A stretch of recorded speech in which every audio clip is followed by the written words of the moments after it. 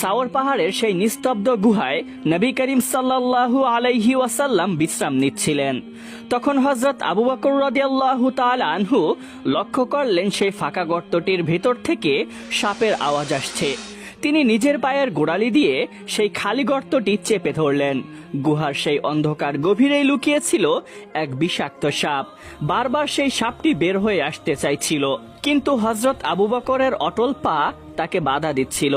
এক পর্যায়ে সেই বিষধর সাপ তার পায়ে আঘাত করলো, একবার নয়, পরপর কয়েকবার।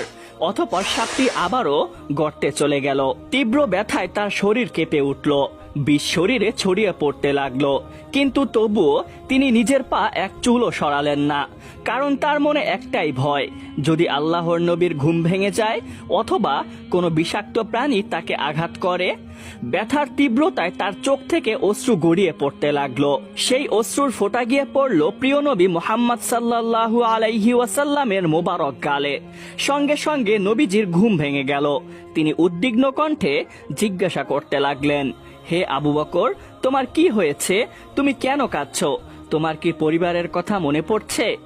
হযরত আবু বকর রাদিয়াল্লাহু তাআলা আনহু গভীর ভালোবাসায় বলতে লাগলেন, ইয়া রাসূলুল্লাহ, আল্লাহর কসম, আমার পরিবার বা সন্তানদের ভালোবাসা কখনোই আপনার প্রতি আমার ভালোবাসার চেয়ে বড় হতে পারে না।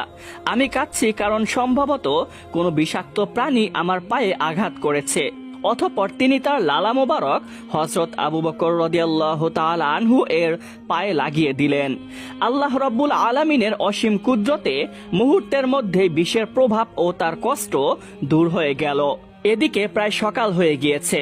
এমন সময় আবু জাহেলের নেতৃত্বে আরবের সেরা পদচিহ্নবিদ কুরুজ ইবনে আলকামা ও কাফের বাহিনী পায়ের ছাপ অনুসরণ করতে লাগলো এবং পদচিহ্ন অনুসরণ করতে করতে গুহার একেবারে সামনে এসে দাঁড়ালো।